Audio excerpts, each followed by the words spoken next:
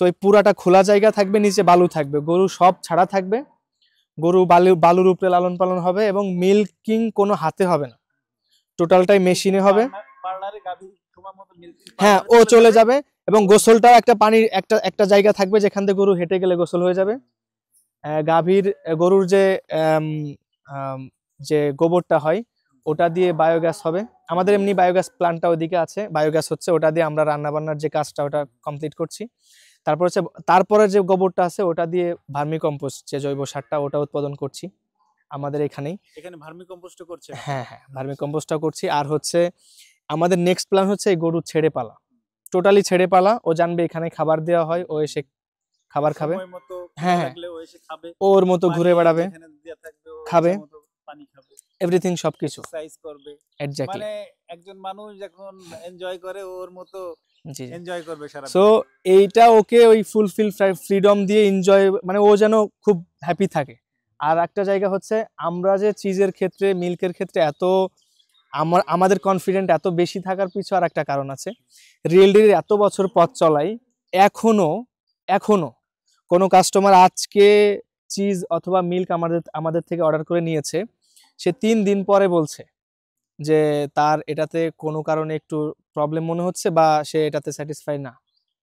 আমাদের বসের একটাই কথা, তখনই সেটা রিটার্ন নিয়ে, সে যদি টাকা ফেরত চাই টাকা ফেরত দাও, যদি বলে যে না এটা আমাকে চেঞ্জ করে রিপ্লেস করে দেন, ইনস্ট্যান্ট তাকে রিপ্লেস করো ডেলিভারি চার্জ ফ্রি দিয়ে। মানে এটাতে আমি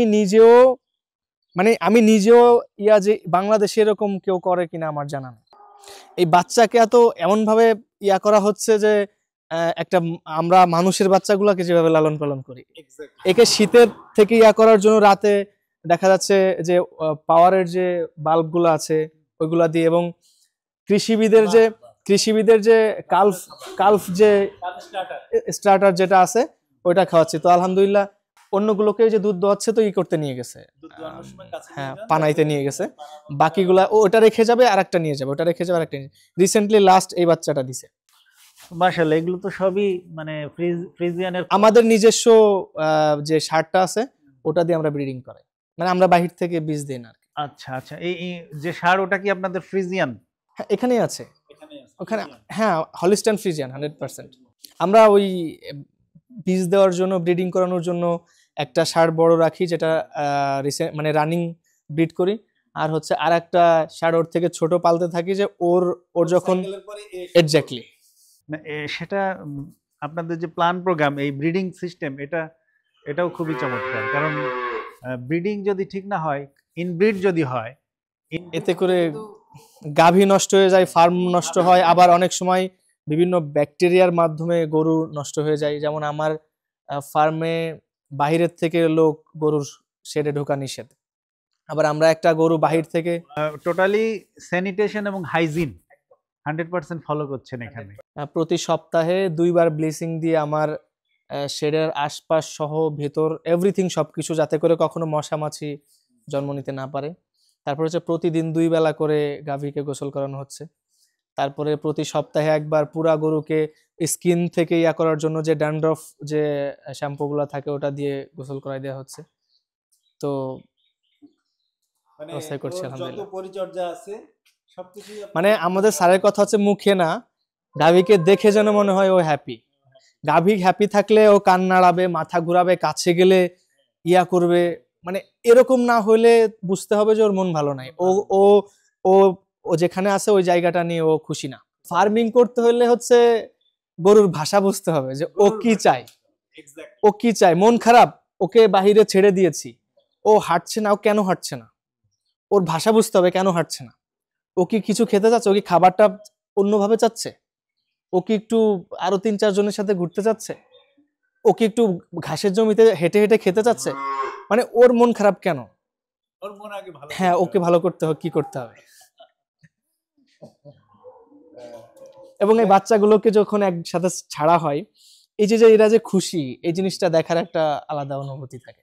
গরু বোধহয় মানুষের সবচেয়ে কাছের একটা পশু, যেটা খুব দ্রুত মানুষকে চিনে ফেলে এবং খুব দ্রুত পোষ মানে, এবং ওরা খুব আদরের হয়। যে ওর কাছে আসবে, যে ওকে 2 দিন মাথায় হাত বুলাবে, যে খাবার দিবে, ও তার পিছে ঘুরবে এবং তাকে দেখলেই মানে আদর নিতে কাছে আসবে। ওই ছোলাটা হচ্ছে ওই ষাঁড়টাকে খাওয়ানোর জন্য, ষাঁড়কে ডায়েট করা হয়, ডায়েটে রাখি, ওকে ডায়েটে রাখি কারণ ওর ব্রিডিংটা ডায়েটে না রাখলেও ব্রিডিংটা মানে আমার যে বড় বড় গরু আছে ওইটার সাথে এটা ব্রিডিং করতে পারবে না। ছোলাটা হচ্ছে ওর এনার্জিটা শক্তিটা ঠিক রাখার জন্য। ছোলা হচ্ছে আপনার সোর্স অফ কার্বোহাইড্রেট, তাই না, এনার্জি, এটা ভেজিটেবল সোর্স এনার্জি। এই ছোলার পানিটা ফেলে দিয়ে এটা যদি আপনি আবার একদিন এক রাত রেখে দেন তাহলে এই ছোলার থেকে কিন্তু কল গজাবে, তাই না? কল গজানোর পরে পরের দিন খাওয়ান, এটা কি জানেন?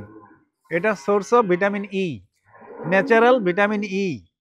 আর ভিটামিন ই হলো প্রজনন কাজে হেল্প করে, প্রজননের কাজে। তো সেই কাজটি আপনারা খুব সুন্দরভাবে করছেন। এটি নিশ্চয়ই আপনাদের মালিক উনি পরামর্শ দিয়েছেন এইভাবে। এটা হ্যাঁ এক্স্যাক্টলি, মানে এইটা করলে ওর যে ব্রিডিং পাওয়ারটা এটা বজায় থাকে। হ্যাঁ ষাঁড়টা ভিতরে আছে দেখতে পারেন। এটা হচ্ছে সেকেন্ডটা, ফার্স্ট যেটা এর বাবা ছিল ওটাকে কিছুদিন আগে সেল করে দিয়েছি, মানে লাস্ট ওর ওয়েট বেড়ে গিয়েছিল এবং বয়স হয়ে গেছিল, ও আর ওকে দিয়ে ব্রিডিং করানো যাচ্ছে না, পরে ওকে সেল করে দিয়েছি।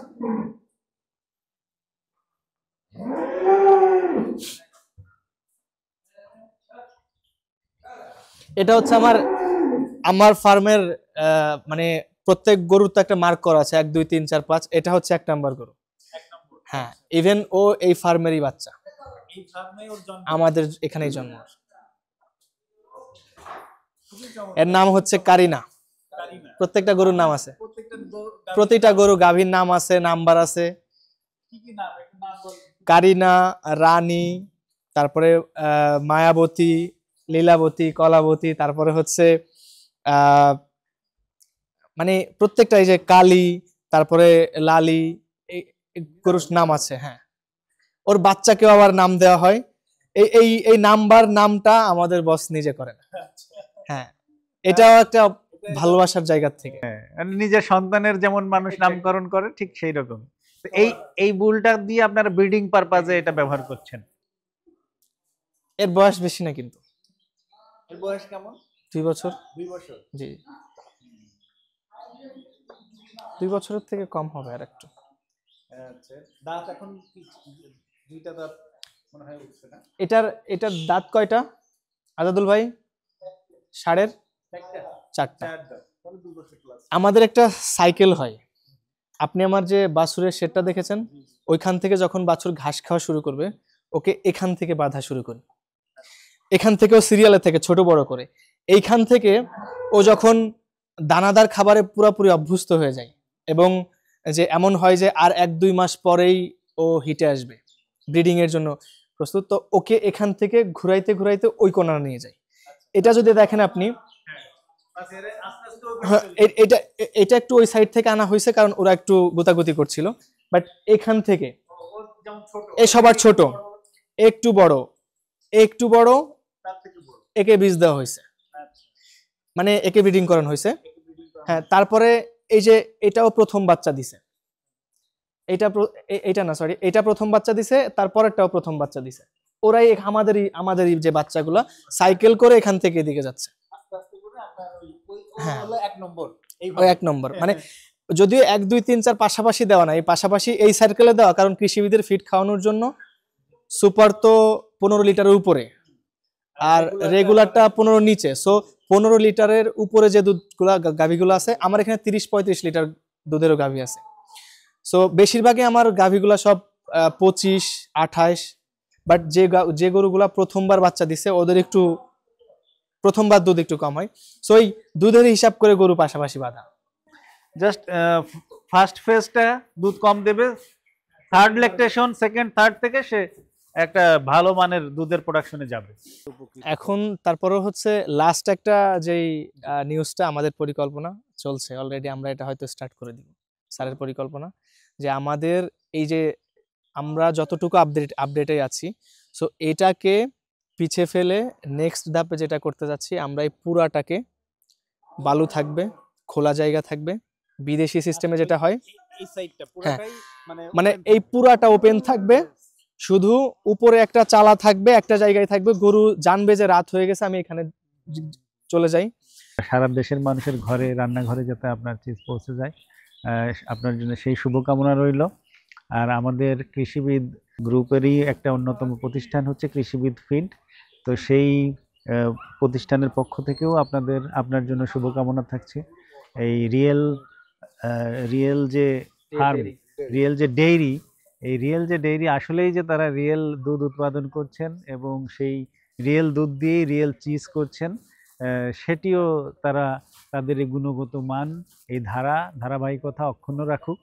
এটা তারা আরো মানে বিশ্বের দরবারে যে বাংলাদেশের চিজ, এটা একটা পরিচিতি ঘটায়। ইনশাআল্লাহ।